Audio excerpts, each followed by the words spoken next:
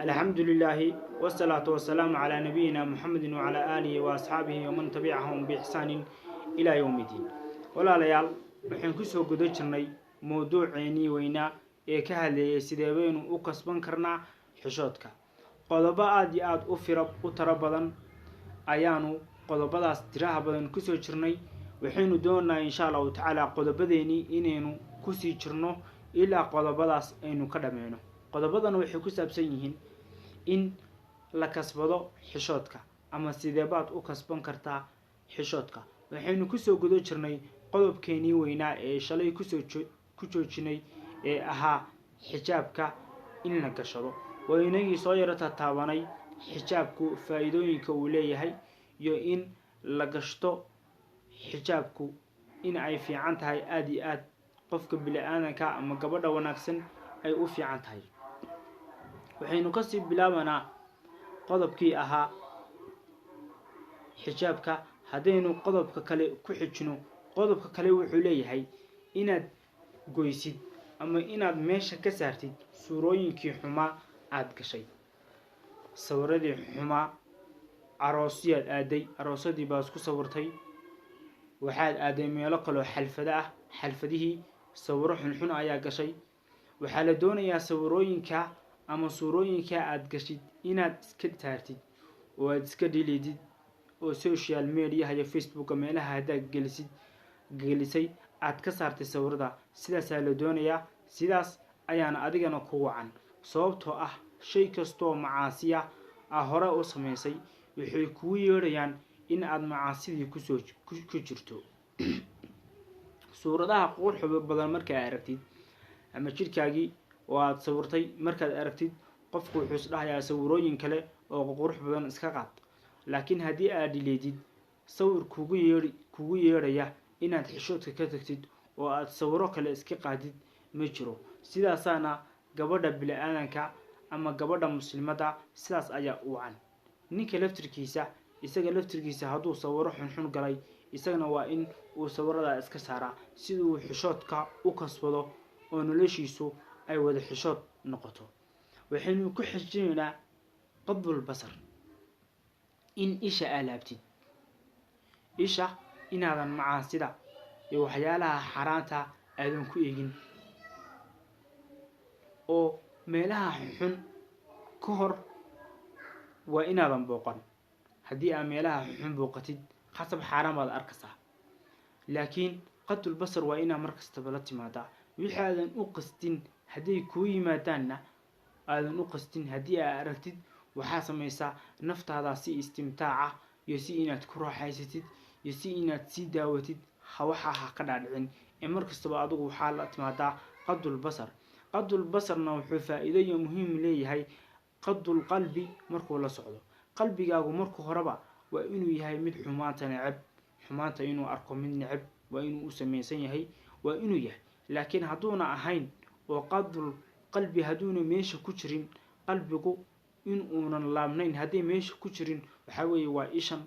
iyo jawaarixda oo kale waxba tari maayaan. qofku wuxuu doonu qaadanayaa, wuxuu doonu cabayaa, wuxuu doonu cunayaa, wuxuu doonu sameynayaa. maxaa yeelay qalbigiiba dee waxaa weeye qalbi maaha, qalbi laaban maaha. almuhim waa in qalbiga laabtaa si aad basarka iyo aragaba aad u laabtid. عدم مسامحة الرجال للنساء والنساء للرجال في المواصلات والأسواق. طلبات أما قلبك كحجي وحاوي إن أذن ميلها لسك كلمو وميلها اختلاط بين الرجال والنساء أي كذا شان، وإن أذن صوبوقا أما وإن أذن إيمان حفلدوين كواوين لسدح يعيو ويلش يقبلوه يسدح يعيان halkaas xishoodkii laga tagay waa inaadan soo booqan. aroosyada aan diinta waafaqsanayn oo dunuubta iyo macaasida iyo heesaha iyo jaasku ay ka buuxaan, iyadana waa inaadan iman oo waa inaadan meelaha tagtagin. haddaad tagtidna dee waxaa weeye waa xishood dari ayaa ku dhacasaayo, xishood dari ayaa la imanaysaa. gabdhuhu inay meelaha tagaanna iyaduna way kasii daran tahayba, dee waad aragtaan. cadamul wuquuf fi muwaajahati albaab inta fatihi. qodobka kale waxaa weeye waa in aadan istaagin albaabka hortiisa marka albaabka la furo. albaabka marka lagaa furo heer baa u timi waad soo booqatay albaabkii baad gargaraacday markaad gargaraacdid albaabka midigtiisa ama bidixdiisa marba meesha albaabka aan laga furayn halkaa istaago si aad usoo gashid oo heerkaas baa la diidayaa in waxyaalahoodii cawrada inaa aragtid maxaa yeelay waa xishood dari weeyo dee waxa weeye waa qof intuu reer u yimi hadhowtana reerkii cawrooyinkiisa iska daadaawanaya baa tahay markaad heeraha u timaadid aad soo booqatid ha ka tagin qofka inaad ku baraarujisid inaad hebel tahay oo aad soo gelisid oo aad cawradiina asturtaan mar kastaba xitaa guri ay ku joogaan dad macnaha la doonayo in ceebahaaga ay ka asturaan waa inay albaabka ku gargaraacdaa qolkooda waa inaad garaacdaa meelaha ay ku jiraan waa inay garaacdaan waa min addiin ilaahay subxaanahu watacaala ayaa raali gelinaysaa ee qofna raali gelin maysid qofkii ilaahay subxaanahu watacaala raali geliyana dadkuna way ka raali noqdaan ilaahayna wuu ka raali noqdaa laakiin qofkii dadka raali geliya ilaahayna kama raali noqdo dadkuna kama raali noqdaan qaacidada qaado haddii aa ilaahay subxaanahu watacaala raali gelisid meel kastaba raaligelinimo ayaa ugu tegaysaa laakiin ilaahay subxaanahu watacaala qeyrkii haddaad meelahaas ku raaligelisid aad ku tataabatid waxaa ogaataa in ay kuu dhammaatay marka almuhim waxaa sameynaysaa guryaha aad booqanaysid guryaha aad u tegasid albaabka hortiisa ha istaagin albaabka dhinaciisa istaag hadhowtana marka lagaa furo si aayara usoo gal iltisaamu alwaqaar athnaa sayri fi dariiq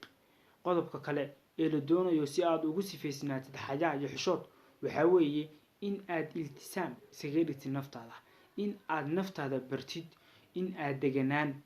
iyo si wanaagsan iyo si diiranoo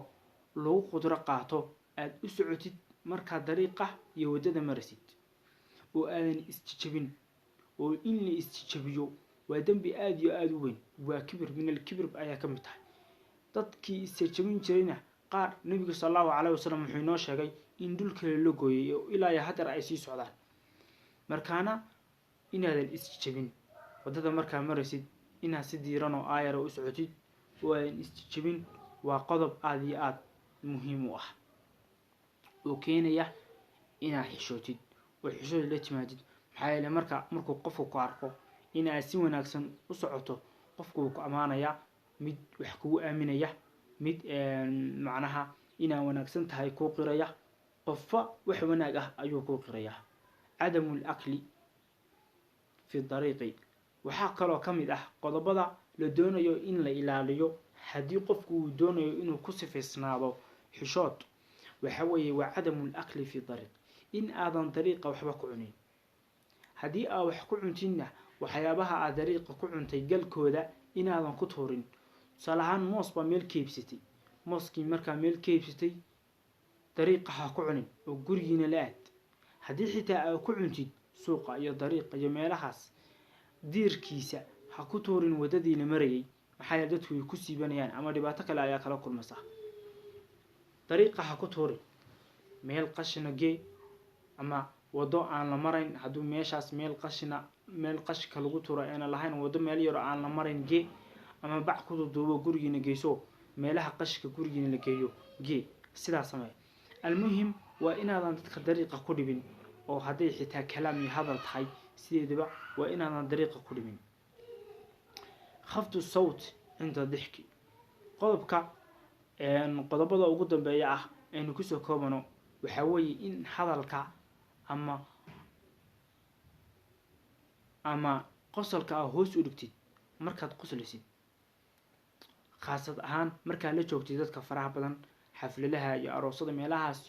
iyo meelaha waaweyn masaajidda isugu yimaada oo wanaagsan markaa meelaha joogtid in hadalkaaga in qosolkaaga aad qoslaysid aad hoos u dhigtid aad dhoola cadaysid ama xoogaa yaroo qosol ah yara raacisid laakiinse qosolkii weynaa ee la ogaa aadan ahayn haddii dadku hal mar isku wada qoslayaan oo qosolkaaga aan la garanayn oo dadka iska dhex raacinaysid iyadu waa iska caadiyo waa meesheeda laakiinse almuhim mar waliba waa inaad ka dhigtaa qosolkaaga mid ay dadku maqlayn markaa badanaa waa dadka la joogtid laakiin markaa laba qof isla joogtaan iyo hal qof iyo aad sheekeysanaysaan haddaad iska qosashaan dee markaa laftirkiisa qof qosolka ilaali laakiin way ka duwan tahay markaa dadka fara badan la joogtid إن شاء الله تعالى إنهاس أي نكسو كوبنا qodobadii la doonayay in qofku uu ku dhaqmo oo uu qaato siduu u kasbado xishoodka insha Allah ta'ala ilaahay subhanahu wa ta'ala ay nagu arsaaqo xishood iyo akhlaaq iyo farxad iyo reereen waxaan oo dhanna farxada dhabta waxa lagu helayo way qofka waxay dadka qaar waxay moodayaan qof haduu yara murugoodo hadal iyo in laga qoslisiyo iyo waxaas inay farxad uu ku helayo oo murugooda ay kaga tagaso la murugadu wixii kaaga tagaysaa diinta Ilaahay subhanahu wa ta'ala marka ku dhaqantid marka iimaan leedahay marka daacada ku raaxaysanayso marka salaadii duhur tukanayso oo aad casr sugayso oo aad tukanayso oo aad ku faraxsan tahay tamaqrib Ilaahay inuu ku gaarsiiyo aad tukanayso oo hadana ku fakarayso ticshi Ilaahay subhanahu wa ta'ala inuu ku gaarsiiyo aad tukanayso oo hadana aad doonaysid habeenkii inaad qiyaamul leyl istaagto aad ku faraxsan tahay aad doonayso inuu Ilaahay ku gaarsiiyo aad tukanayso haddana salaadii subax sida iyadoo qabow ah waa barafa ama salaad subax ay kamid tahay labada qabow waa tukanayso waa sugayso anaha farxada taasa lagu helaya waxyaalaha dheeraadka iska badaba waxyaalaha dheeraadka ee quraan akhriska iyo diinta kale iyo wanaaga kale iska badaba hadalkooda laakiin farxadu taasay ku jirtaa qofku waa inuu ogaado farxadiisa meeshuu ka helayo waa inuu ogaado farxadiisu in ay diinta ku jirto marka hore iclam hada marka hore taa ogow marka ogaatidna la imow oo wadadii samee laakiin hadaadan ogeyn waxa weeye fal masibatu a'zam wa akbar wa a'la masibadu way ka daran tahay qofka og hadii aadan ogeyn farxadaadu meel ku jirto waa masiibo weyn marka farxadaadu waxay ku jirtaa diinta Ilaahayna ku dhaqantid